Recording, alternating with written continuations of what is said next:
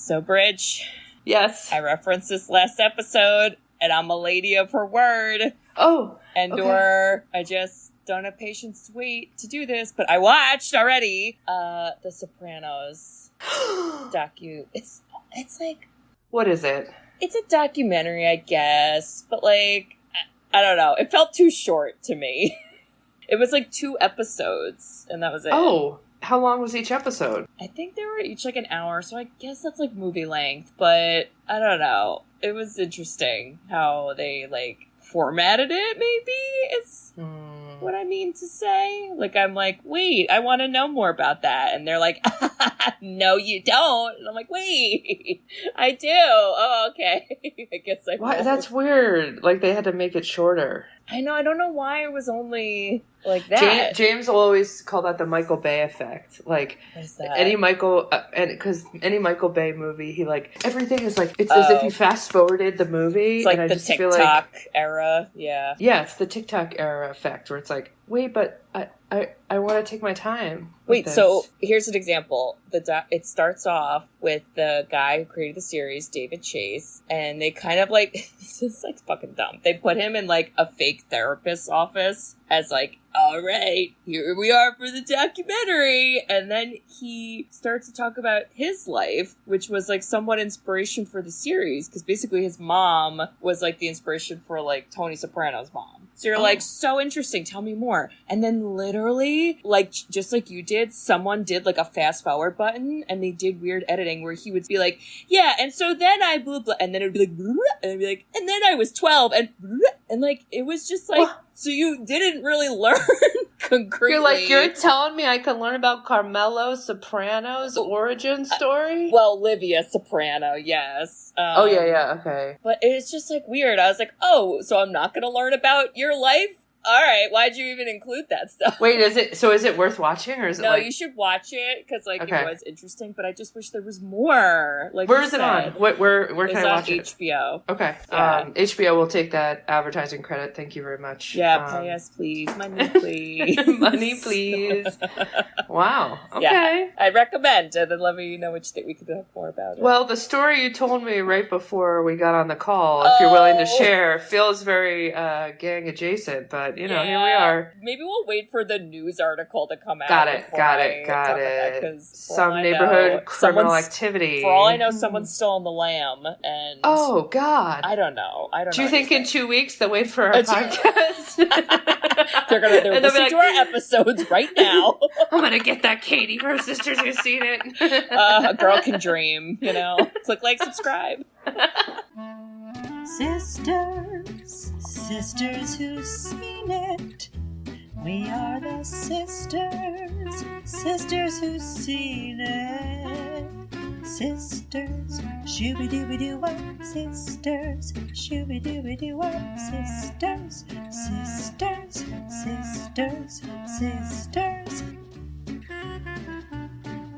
sisters who've seen it. Hello there.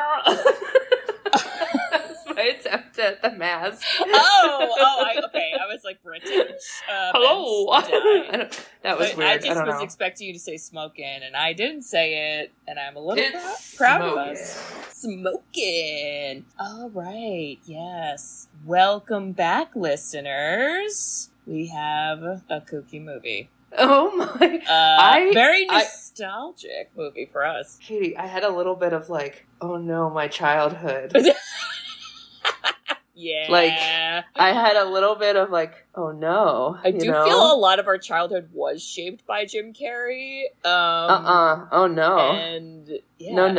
So, all right, let me introduce ourselves so you know who we are. We are the Sisters Who've Seen It, the podcast where 2 sisters who are not movie critics look back on some of our favorites throughout the years through a psychological, ethical, and familial lens. I'm Katie. I'm Bridget.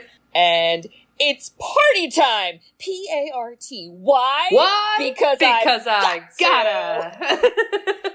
I mean, that's a great line. Should want to readopt that in my vocab. Oh, Bridge, my what's the God. movie this week? It is from 1994, which is not the best year for movies, but right near the best year for movies, starring Jim Carrey and Cameron Diaz, The Mask. Wow. Yeah. Okay. Oh, okay.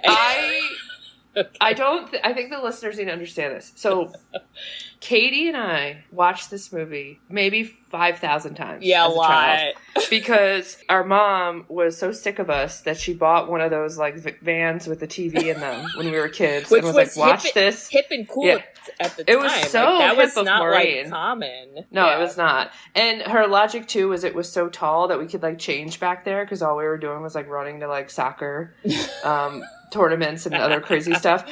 And we watched this over and over and over and over again. And I remember thinking like, oh my God, that Jim Carrey, he's just the silliest, funniest, craziest man ever. It's and silly. Katie, when I watched this as an adult, were you like, I was like, my daughter will not be watching this in the van? Well, I was like, oh, I'm not jiving with Jim Carrey. I'm like, he doesn't have the same effect on me. I don't know. Like, I've aged out of the Jim Carrey jokes. I actually feel like of the Jim Carrey movies, this one is more geared towards kids. Like, the humor felt like kid humor. But I don't always feel that way about him. Like, I feel like Ace Ventura is not like that.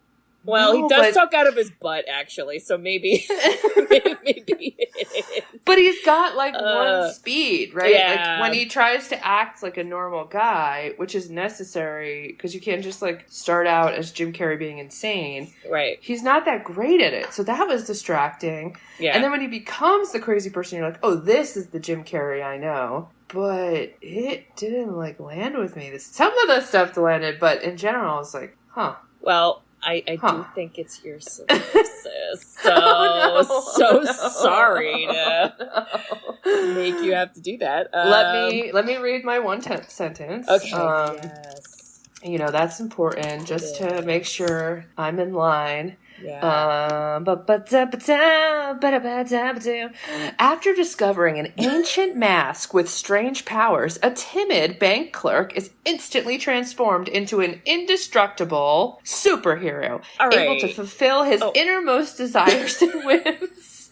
I don't know about that. Okay, the superhero... I remember this from the last episode where I was like, why is it described as a superhero movie? And, like, I mean, I guess, like, he has superhuman abilities, but is he a superhero? Or is he just, like, a selfish guy, like, doing stuff for himself? Okay, I like the idea of the selfish guy thing. Yeah. That was, I think... Okay, but wait, I just read that this was nominated... What? For a superhero award? What? For best visual effects. Okay. That makes sense. I was like, what in the F? Jim Carrey was a maniac. If any award should have been given in this movie, it should have been a Doscar for the dog. A dog Oscar for the dog Milo. Okay. That dog saved the day. Here's the thing. Okay. We start out with the movie trying to justify this stupid mask, and it made no sense, and it was just at the bottom of the ocean. Okay? So you're like, okay, cool. Yeah. It was in, like, an old treasure chest. It literally could have been Party City. You don't know what's happening. Yeah. Wow. So then at the same time, we meet Stanley Ipkiss, played by Jim Carrey. Now, if the movie gets any credit, it's that epic last name, because Ipkiss is a great thing. Reminds me of Butt Kiss. And they do... This is... Oh my God! From It Takes Two. In the 90s, everything was kiss, butt kiss, it kiss. So funny. I don't know. And we learn that he is, you know, he's a pushover. We learn that he's like trying to date and he gets nowhere. And he's always the nice guy that finishes last. And Katie, what do we know about people that call themselves nice guys? You fucking ain't. That's right. Bitch. That's right. And now once we learn his inner desires, he ain't nice. No. So all while this is happening, there is a club that's called the Coco Bongo, and it's the new hot club in the city. Which, by the way, I think they were in Chicago. I think I saw hints to Chicago. There's but a Coco Bongo Club in Chicago? No. I just think that they were like trying to be in a city, and there's a cool hot club. You gotta go there and report back and sing Cuban Pete, I'm thinking of Rumba Beat.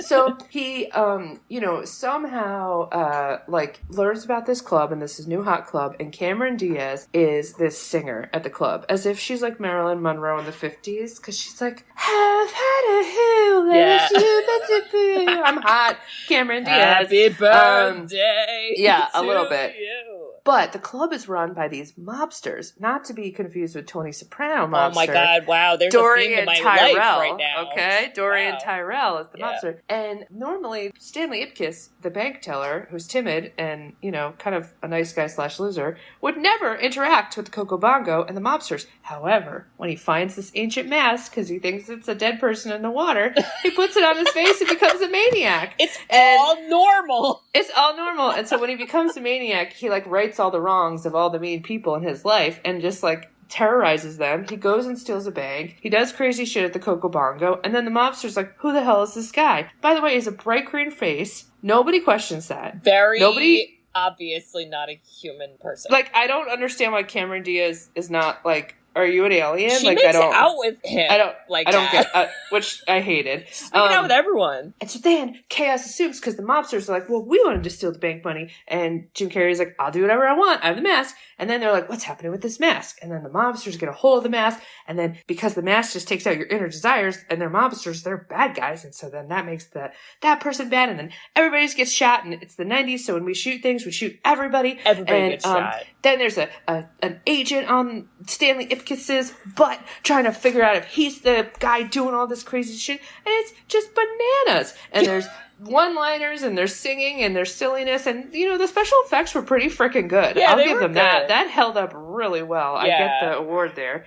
In the end, as Katie would say, Cameron Diaz somehow falls in love with Stanley Ipkiss. I don't believe it. No. And then they just skip off into the sunset and nobody gets the mask except for his weird friend that chased the mask in the river. I don't know why we didn't give the mask to a museum. I don't know why we tried to learn. Ben Stein was right there. We could have learned something about the mask. What are its magical powers? Maybe it could have cured cancer. But instead, Stanley Ipkiss threw it in the river, made out with Cameron Diaz, and I thought, this is why my childhood is so messed up. Because this is the dumbest shit I've ever seen in my life. The bars on the floor.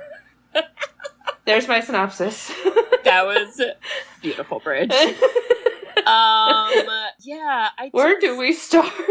Well, okay, so it does start off pretty dramatically because it's underwater. Also, this is maybe another part that I think adds to everyone being like, it's a superhero movie. I believe this was based off of a comic. Yes. And I don't know if this is strictly something in comics or maybe it was superheroes or both, but they're in a made-up city. It's called Edge City. Okay. I don't love it. Makes me worried about connotations. Okay. And there's weird shit in the city. There's literally pollution all over. And at one point, they go to a park, and they're like, this used to be a dump. And he's like, yeah, look at all the gas emissions. Isn't it beautiful? And I was like, what the fuck? What? What? So that's what we're working with. And you think to yourself, ew, gross city.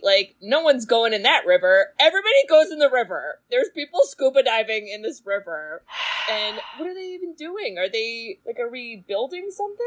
I don't know. Are we trash picking? Nobody was looking for the mask. Nobody knows about the mask. Nope. The mask that could have been the easiest plot hole. It's somebody's looking for the heart of the blue ocean, so they're tracking down Jim Carrey. Nothing. Okay? Nothing. No. And I think one of the scuba divers dies because literally he gets hit with a pipe, and then that's what makes the mask, float up and away, and then you're like, well, I guess that's the mask. And then a little tidbit is the director, Chuck Russell, also directed the third Nightmare on Elm Street and the remake of The Blob. So this has some horror undertones from this, and you're kind of like, yeah, I get it. And Jim Carrey's like, I don't do horror, so and then sound effects helped make it a comedy. I feel like if you were just common folk person in this town, yes, this would be a horror movie for you, because I would freak out if I saw the masked person doing the shit that they do, because it's really also fucking scary. Instead of Cameron Diaz, this is her debut. Okay, they were gonna use Anna Nicole Smith. Whoa, that would have been different. Can Anna Nicole Smith do like, or past tense, could she do high energy dancing? Because that was definitely a requirement for that role. Wow. Okay, that's weird. Yeah.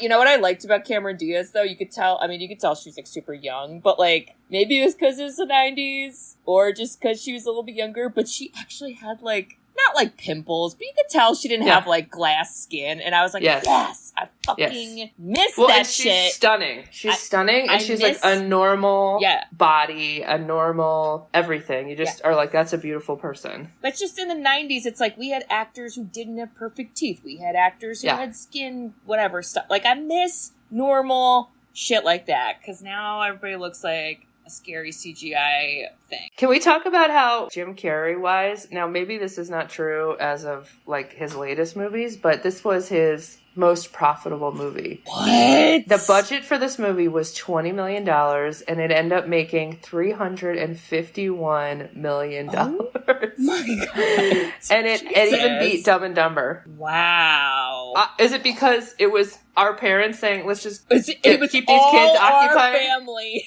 Was it literally the vans? They created the vans with the TVs, and then like the mask came out, and it was just epic. The VHS came with the van, and so you're like, you have to watch it now. LOL. Yeah. Wow, that's so real. But, well, we do meet Jim Carrey right away, who is Stanley Ipkiss, and people like to make fun of his last name, and I do appreciate that, because you just got to when that's your name. Kind of. Yeah, and he's like, oh, hey, hot lady, I got you concert tickets. And she's like, that's great, but my friend is in town. And he's like, oh, I guess you could go with her. And this fucker gives away his concert. Why don't you ask a different lady, sir? What do you mean? That's just not right. Well, and this is why I hate the nice guy thing, because they allude to it later where he's like, I was the nice guy, because he's talking to some other reporter and how he wrote a letter. And that's a really stupid subplot that we have to talk about. Dumb. But I felt like when he was like, oh, I guess you can take the tickets. In my head, I'm like, this doesn't make you a nice guy. This makes you somebody who, like, literally doesn't express their needs. And we're going to be who's a bad communicator. Yeah, we're going to be exploding out of resentment later, and we see it with an ancient mask. Yeah, how about that? Mm-hmm. And I just felt like if he would have, maybe, like you said, communicated better, his innermost desires could have been cleaning up pollution of the city. All right? Yeah. Agreed. Because he thought it was really normal that there might have been a dead body floating in the river. And, like, I don't know. I have some questions about it. Okay? Stupid. But it's fine. And his look, too, is so... Like, he's kind of this, like, skinny, goofy guy, and they gave him the most oversized suits. I'm like, we get it. He's, like, schlubby. But, like, I don't know. I just was like, it's a little much. It was like costumey suits. Well, I'm like, people... Okay, he has a job. He can wear, like, a suit that fits him. Why are we... And people always make fun of his ties, and then they make fun of his pajamas. And I was like, why is everybody bullying the main character? That is clothing. Cameron Diaz, who comes in right the fuck away, and like Stanley, and then I don't know his friend's name. There's a friend. He's kind of there sometimes. They're like, she's hot. And then she's like, hey, I just like want to open a bank account. Stop being creepy. And then she's flirting with Stanley about his tie. And then you're like, that's weird. But she's doing it because she has a... This is the 90s. She's got like a giant ass camcorder in her purse. And it's just like, it's just looking at the inside of the bank. Why couldn't we just use our eyeballs to do that? Why did we need a camcorder? I go, wait, she's recording the opening of the bank. Yeah. We don't need a hot lady to come in and do that. Like, any person could just walk with a bag and do that. Because I thought she was going to, like, zoom in and be like, hey, can I go back to like, the vault? Oh, yeah. Yeah, and then you'd be like, okay, cool. Now we're Ocean's 11. Now we're getting tactical of following. But instead, they pan to Dorian, the main mobster dude, on a 10-inch by 12-inch TV, black and white. like blurry watching this camera, and he's like, a little to the left. He's Good like, job, honey. excellent.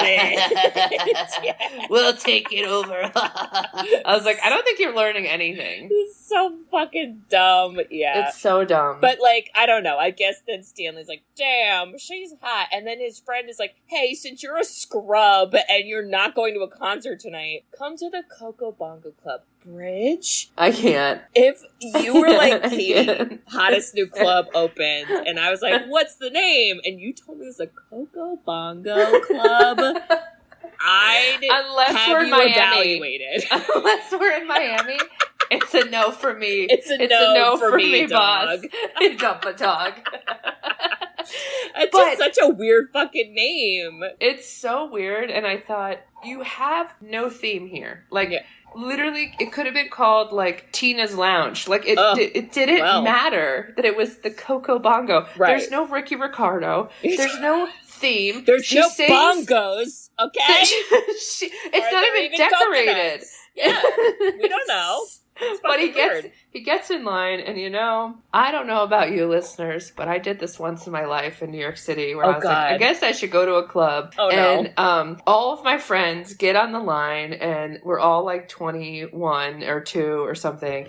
And I didn't realize that you have to wear like basically like a Band-Aid like dress showing your boobs and butt. And I wore like probably black t-shirt and like jeans.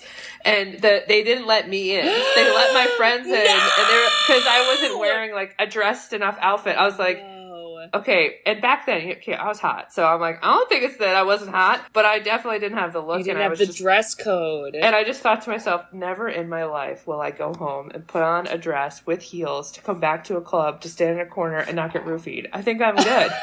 But that was the vibe here. And the guy was like, hey, bouncer, here's a 20. And he brings in him and all these hot chicks who, of course, have no name. And I'm like, literally, I don't get that at all. I was like, did these girls get roofied? Because I'm worried about them. Yeah. Well, and then Jim Carrey gets stuck on the street. And I'm like, so it's like a whole club of women and like 3 dudes balding. What's the appeal? What's the appeal? Why are the women at the Coco Bongo Club? Why do the women want to be there? I don't get it.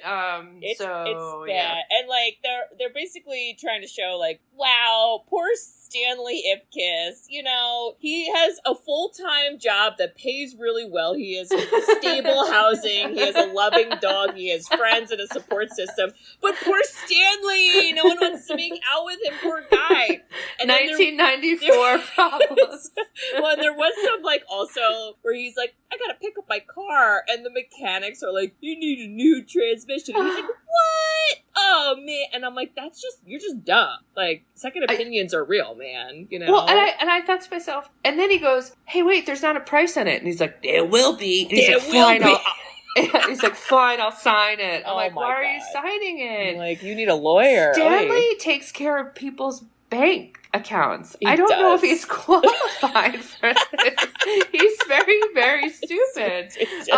But this is also like the bad acting was annoying me because everything, and we've seen Jim Carrey like be a good actor. So I think just maybe because he was like new and on the scene, he didn't have to like flex that muscle. But I thought, I've seen you in The Truman Show. You're a good actor. Yeah. And I was Eternal disappointed Sunshine of a Spotless Mind. Yeah, I was like disappointed in his like Stanley Ipkiss character. I'm like, okay, I don't like this dude. I'm not rooting for him. It's lame, but I thought, well, it's supposed to be this stupid comedy, so like, let's do it. Yeah. And then Kate, thank God, we find the mask. Well, because again, he thinks it's his dead body floating, and it's just like, I got you! No police needed! I don't know. Go in the polluted river. Are you jumping in that river? Are you jumping in that river? No! I mean, that would be equivalent to like you're in Jersey City and like you jump in the Hudson. Like you're coming out with pink eye at the minimum, like flesh eating virus. I don't know what you're getting, but I don't want to go in there. And he finds this mask, and then the music's like, and he just is like, woe is me, let me trudge on home. And then okay. It's like, he gets to his apartment, and it's, apartments are in buildings, and there's multiple apartments, and that's fine, I accept that. I accept that there's a landlord who maybe lives in the same building. What I don't accept is the landlord busts out of her apartment and she goes, Stanley, do you know what time it is? It's Mrs. Peenman. What? Say that word. Peen man. I hate it. Why is there a curfew on this grown man in his 30s? What do you mean? No idea. This cannot be a part of the contract to live there.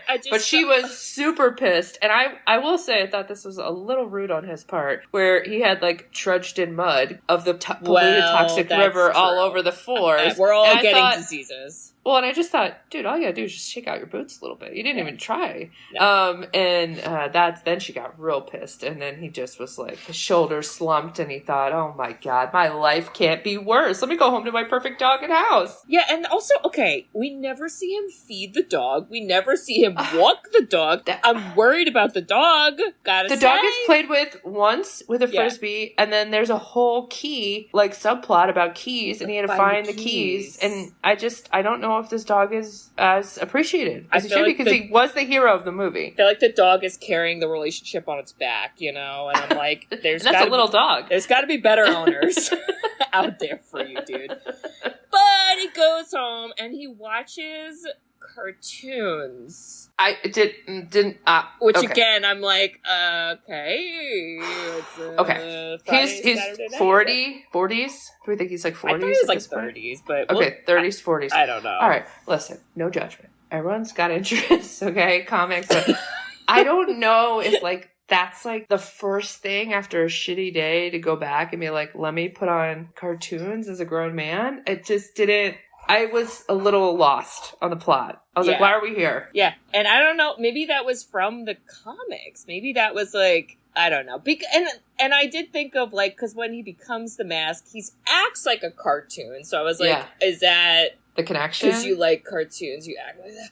I don't really know, but thank God he pretty quickly is like, I'm gonna put this fucking mask on my fucking face because I carried it home with me and it's got algae on it, probably, but... We didn't even wash it. Didn't wash it. This is pre-COVID times. Right on the face. Sanitizing. Right on the face. And yeah, it is kind of a horror movie because he's kind of like screaming and then like thrashing about and then you're like, uh-oh, is he dying? But then it's like, it's just a silly mask. He's fucking fine. You're like, okay, this like, I'm on the line of horror and comedy. It definitely toes it. But the special effects held up. They were amazing. Yeah. Like, the mask looked like it was taking over his skull. Yeah. And, like, literally going inside his body. And all the, like, Tasmanian devil, like, swirls. I thought that would be cheesy. It wasn't. It was, and you know me, I'm an anti-CGI lady. Yeah. I loved it. But I think it works because he does act so cartoony. So there's so much, like, fast movements and, like, things happening that I'm like, yeah, that's the only way you could do that. Like, you couldn't do prosthetics and all that for, like, some of the movements that he does. And he has,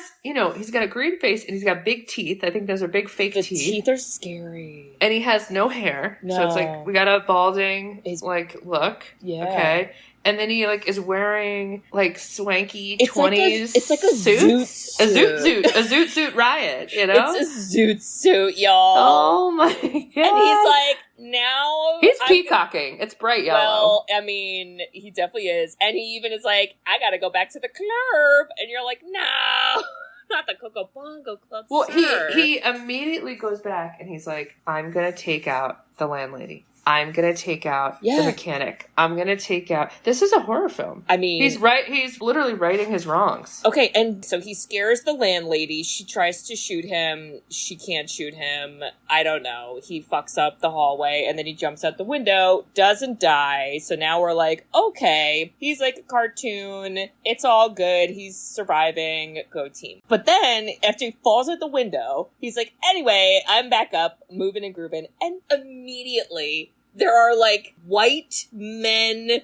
bully punks, like thugs. What were the 90s thinking? Like leather jackets. And I was one like... guy had no shirt on. What? And he had the long hair, like he was part of Don't Tell Mom the Babysitter's Dead. Well, that probably would have been that character's future, okay? He lived in the city. But I was just Kenny. Kenny. Oh, yeah, Kenny. It just was like a lot. And then, yes, they try to beat him up. He beats them up. And then he shoots at them with a Tommy gun that he makes out of a balloon animal. Honestly, the charisma of the setup to the horror. It was always like, setup, silly distractions, here's some animal balloons, and they're all like being silly and laughing. And I think as a kid, we were probably like cracking up at this part. I think definitely. And then it ends with like violence and murder. Yeah. And you don't see, like, what? Blood or... There's never a dead body. Somehow everyone always gets away. Yeah. Well, and even the mechanics. I literally was like, did the mechanics die? Because he walks in with two giant, I guess, like, mufflers. And then he shoved them up their hoo-has. Or his butts. Yeah. And then I was like, the next day the police are like, we're going to need a proctologist. And I was like, those men are dead. Literally. They're not going to have a butthole anymore. Or they're going to have a big butthole. It's not good. Honestly, the movie Monster, with, who the hell is the serial killer? Which one? Oh my god. Freddy? Aileen, you know, they're like famous, like, serial killers. Yes. And her whole, like, origin story is, like, basically having that happen to her. Like, some guy doing it to her. But in the mask, because it's Jim Carrey, we're silly. What? This is a horror film. They just gloss over the, it's sexual assault, too. Wild sexual assault. So... The 90s were freaking... I swear to God, if the Three Ninjas grandpa flew out of a building and just did a backflip and just said, hey... Like, that was fine. Like, then we moved on. I was like, I am so distracted by this chaos. It does move quick, though, because he doesn't even go back to the club that night. Because then, like, after he goes to the mechanics, he wakes up and he's like, what happened? Yeah. And then this is where we meet the police investigator. Well, no, I think he didn't go to the club and dance with Cameron Diaz Not yet. Time? Oh, that's the second time. The second time. Okay. Yeah, this time right. He wakes up and he's like, I don't know what happened. And then the police investigator, oh boy. Okay. It's a famous guy. Yeah. It's played by Peter Riegert. Okay, Mitch Kellaway was the lieutenant. Yeah.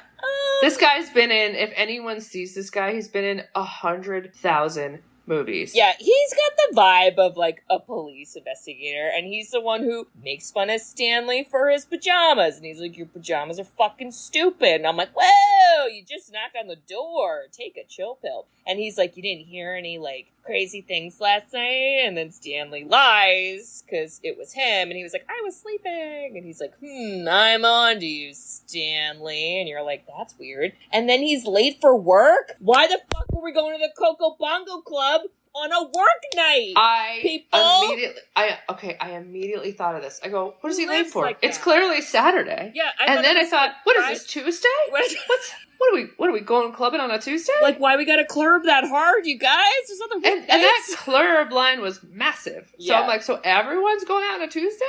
I the don't 90s were nuts. There was no rules. There were so many questions. And, like, then, I don't know, he's just kind of like, oh, man, like, crazy stuff happened. And this is where we get the news reporter. Her name was Peggy. I think this is where redheads get a bad rap. This is...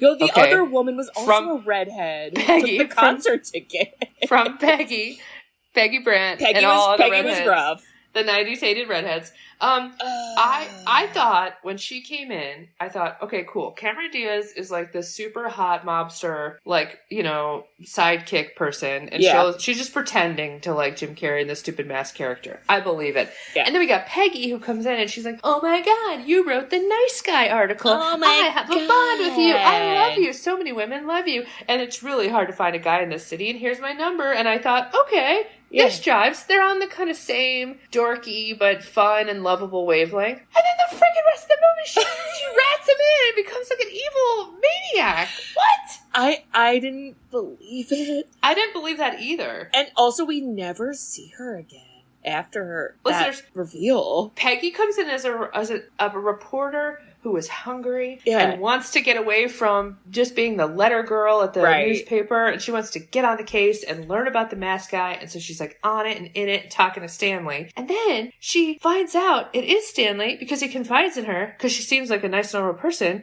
and learns the whole story of the mask and rats him out to the mobsters for $50,000. Because she has to pay her apartment? She goes, I got a condo. I was like, Peggy! Talk about ice cold. I mean, that's blood money, Penny, and Peggy, whatever. Oh my god.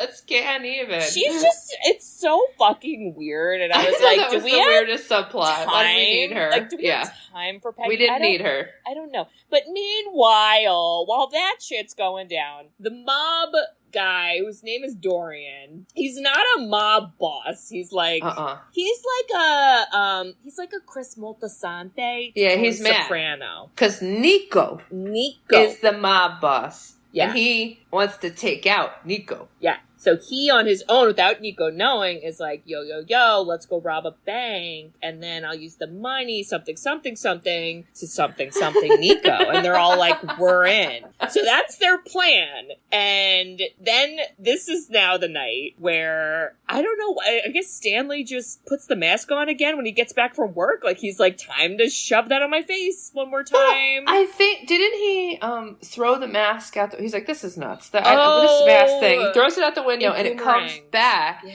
And then he, again, just had this day of like, man, maybe I'm going to maybe I'm going to be selfish. Like, he has this, like, I'm going to take this mask and see what happens. And I thought, okay, go out to the Coco Bongo and don't get held in line. That's fine. But instead he fucking robs a bank? He just takes it to level 1 million? He does. He robs his own bank. I was like, it's not even subtle. But then I was like, wait, is this the only bank in the city, though? Because everybody's trying to rob. Because the mob guys are like, here we are. We have our own Ocean's 11 heist. They had their own van, too. And, I mean, it just gets thwarted. Could you fucking imagine George Clooney and Brad Pitt being like, all right, time to rob the casino. It's a 20-step plan. Everything's all set. And then the mask just, like, blows up the casino. And you're just like, it was very point break in the sense of, like, why are we going off script for no reason? Everything's chaos. Don't understand. And then the mask, he doesn't kill anyone. He's just like, anyway, bye. And then the police. But then the cops come and they get the mobsters. And then that really pisses off Dorian because he's like, you got my money. You killed some of my men. I'm taking that green-faced mother effer out. Yeah. And, he's on mission. Coco Bongo Club, Jesus fucking Christ. It's such a knockoff Jessica Rabbit from Who Framed Roger Rabbit, where it's like, and he is Tina Rouge. And then she's like, blah, blah, blah, blah, blah. She like sings and then just walks around. The way that you do. Hey, baby, ain't I good to you? This is mid at best. Tina, hit a high note, all right? Although, I think that was Cameron Diaz really singing, and I thought, not bad. Oh, I mean, okay, well, in that case, I take it back.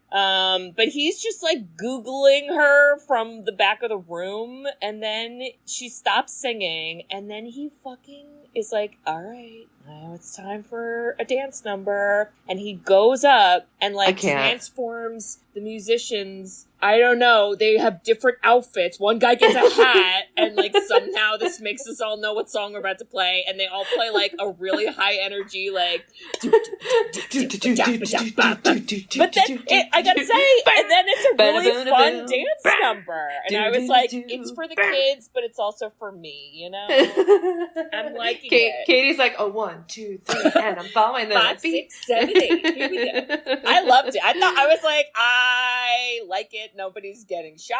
Nobody's being traumatized. We're all giggling. Cameron Diaz can actually fucking dance. And she was really good too. Dancing. Yeah, they were. I mean, they were both really good. The thing though that I guess I liked, but also was like eye rolly at the random dance numbers. It was just so Like it was just so. They're like, we gotta fill the time. Yeah, kind of. The theatrical time needs to be padded. I feel like they were like, we need this director, and then he went all horror, and they were like, holy the editing is like, holy shit, we gotta lighten this up. And then they're like, all right, throw in a random dance number, and here, and here. Who's the guy that taught bringing on cheerleaders.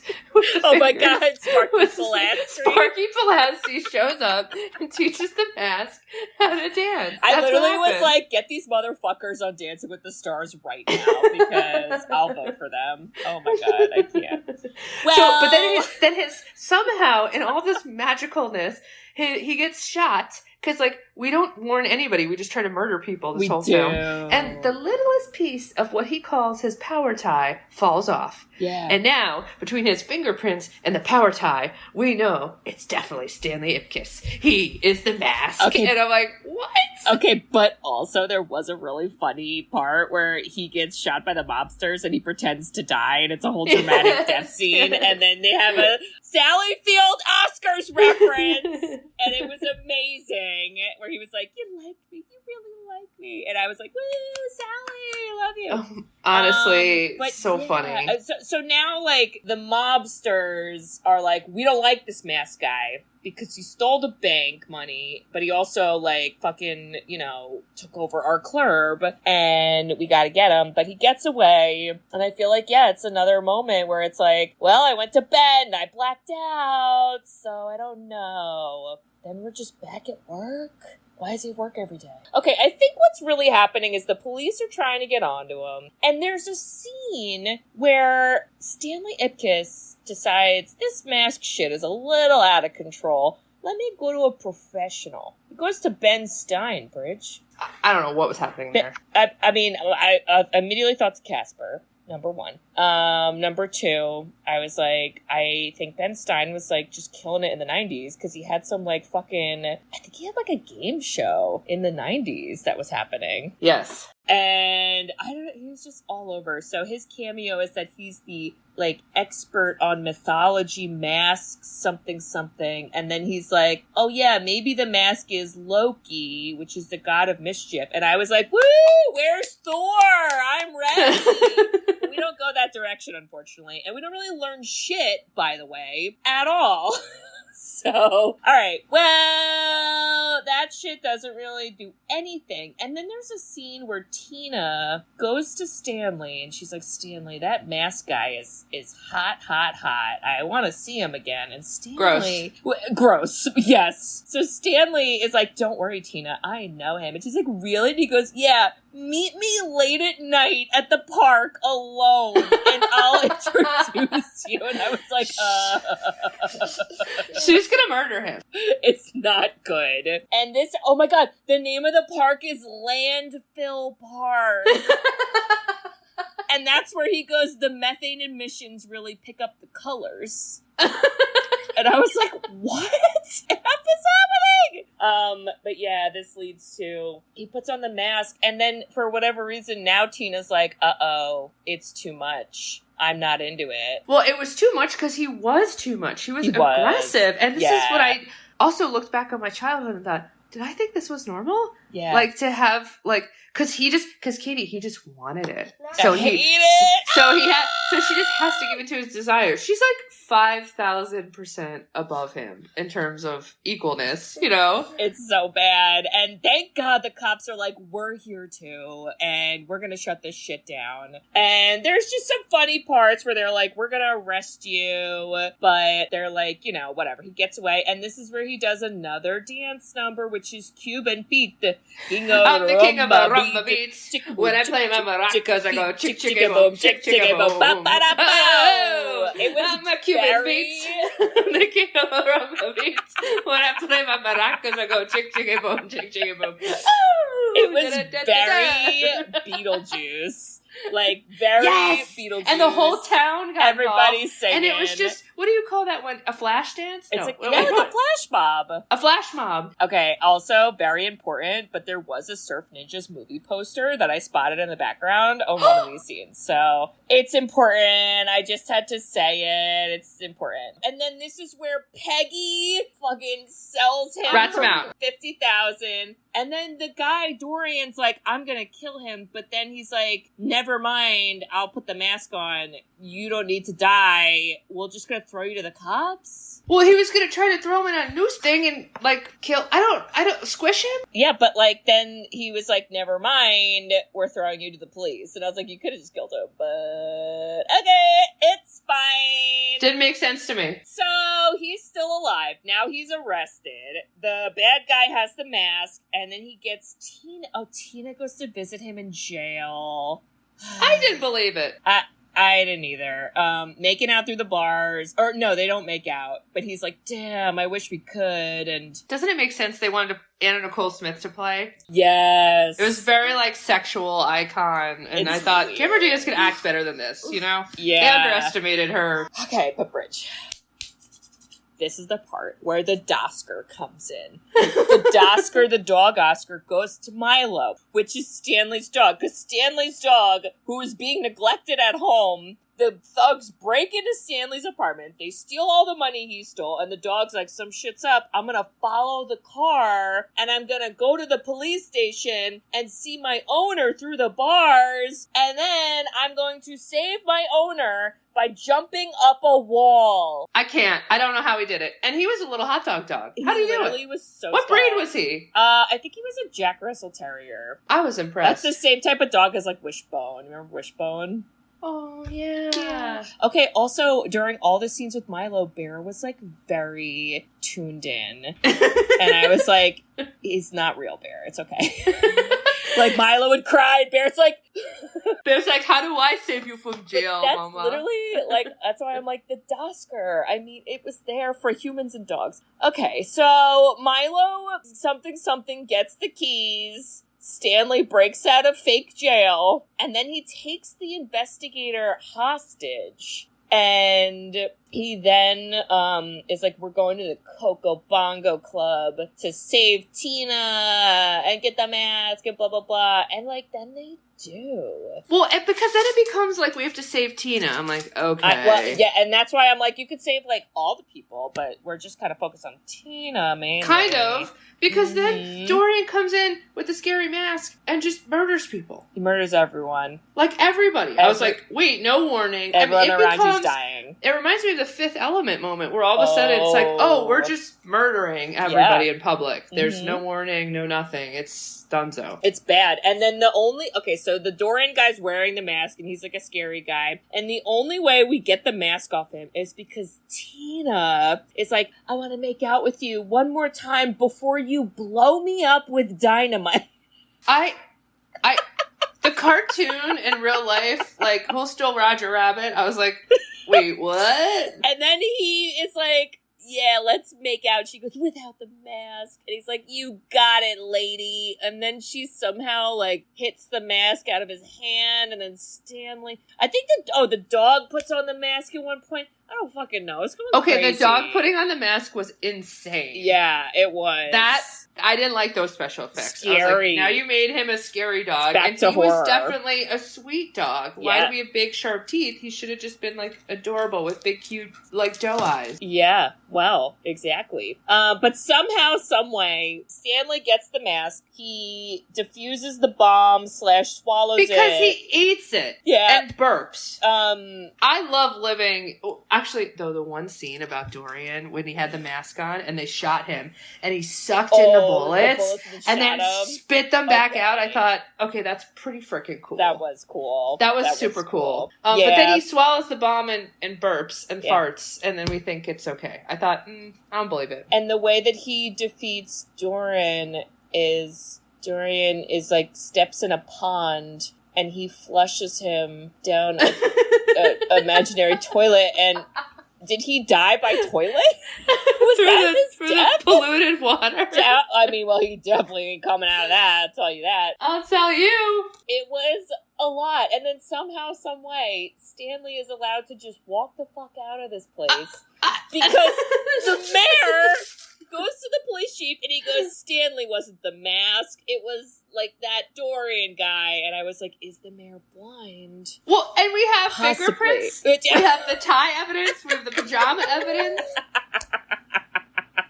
There was a lot of evidence that we don't care about because it's the 90s, and then he gets to just drive away with Tina, his dog, and the friend that we all forgot about who is there for Charlie. some reason. I looked up his name. His name is Charlie. Are there with Charlie. And he throws the mask away, him and Tina make out, and then, yes, his friend jumps in the Pluto River to get it. And we giggle as the credits roll. What? Hate it. Hated it. Oh, God. Well, Bridge, what do you think, Bridge? You know, I don't usually say this, but I think don't watch it. I just think it's for kids. It's for like those 8 to 12-year-old age kids, you know? Yeah. You don't see but it's blood, kind of you sexual. don't see gore, you don't see death. Yeah. You know, well, that's true. Maybe there's a lot of like sexual innuendos. I was like, okay. Yeah. I mean, listen, I aged out of it. It didn't, I was like, oh, this doesn't hit the same. Yeah. Well, that's my pick, Kate. Are you ready? Yeah. This was a listener pick. Oh. From the one and only Mel. Oh, God, Mel's made so many. Mel has made it could be something. Our #1 highest volume movie suggester. She is. Award goes to Mel. Oh, my God. Mel, we love you so much. I love you, Mel. You know, I really am trying to learn from Katie to be on seasonal theme, to be hitting the mood, to be making the match. When you listen to it, you look outside, you feel the vibes, you want to watch the movie. Yeah. Okay, so this movie gives me fall vibes, okay? Okay. And this is from 1998. This movie would not exist in today's technology. Oh. Wait, is it a Meg Ryan movie? Yes. Is you know what it is. You know what it is. Is it You Got Mail? Yes. Where we'll laugh as they have like computer. You got mail. Oh my God! Is this with and Rosie? we'll explain to all the youngsters on how this is like how we actually were notified we got mail. This movie was product placement for AOL. Oh my God! Wait, is this the one with Rosie, or is that the other Meg Ryan movie? Oh no, I think that's the other one. I'm thinking of Sleepless in Seattle. I'm so sorry. It's gonna be fun. It's gonna be great. I'm ready for it. You ready for it? I'm ready. Oh my God, Parker Posey's in it. Okay, we're going to rom-com. It's a Mel pick. I'm ready. Thank you, Mel. Love Thanks, you. Mel. Well, Bridge. Yes. I just want to say, if you really, really wanted to go to the hot new club in Chicago called the Coco Bongo Club, I mean, I'd go with you. I would, try to follow the dress code. I'd get us in there. Perfect. And I don't know. I guess we drink and, it'd be fine. We could certainly people watch in a place like that, okay? And I do that for you. I do the Coco Bongo Club for you, Bridge. Honestly, that is... You and only you. That's your greatest gift. Yeah. Kate, Bridge. If you find a mask in the river... Oh, God. And you put it on, I have full faith you will not sexually assault, rob a bank. That's right. Overall, terrorize the city. Yeah. I think your inner desires will end up helping the world, and you will actually be a superhero. I would start a nonprofit. Yes. So what I'll do is I will facilitate that by finding the mask, giving it to you, and helping you save the world. Because I love you, and I have faith in you. Oh, and listeners, if you also would have, done different shit with the mask, Totes. There's so many other things. Totes. And if you think that the Coco Bongo Club, really needs to figure itself out. I don't know if it knows what it wants to be yet. I don't know. There were slot machines at one point, and I was like, that's cool, but, are you there all the time? I don't know. No one knows. I know. And if you think that somebody needs to make the dog Oscars, it could even be animal Oscars, I'll accept that. And Milo should have won all the awards from this movie. If you think all that, you should write us a review. We love reviews. We love written reviews. You can review us on Apple Podcasts, along with some other podcasting apps. We also have a website, sisterswhoseenit.com. On our website, you can request a movie. So there is a form you can fill out. Your request goes on a list, and we look at the list every now and then, and we will do it eventually. We will, Mel. We will. We will, Mel. We promise. All your recommendations, we will one day. And Bridge, what else can they do on our website? Give us money. Woo! Buy our merchandise. Woo! Sing Cuban Pete. It's the king of Rumba Beat. When I play the maracas, I go Chick-Chicky-Boom, Chick-Chicky-Boom. Hey! Yes. Hey! Yes. All right. So check all that out, listeners, and we hope to hear from you. All right. Well, we'll see y'all next week for You've Got Mail. I'm thinking of Part 15 now. Oh my God. I love you. Bye-bye. I love you. Bye-bye. I love you. Bye-bye. Thanks for tuning in to Sisters Who've Seen It. You can listen to us on Spotify, Apple Podcasts, or wherever you listen to podcasts. Check out our website at sisterswho'veseenit.com, where you can email us, request movies to be reviewed, and keep up to date with all things sisters. Also, make sure to follow us on Facebook, Twitter, and Instagram. See you next week.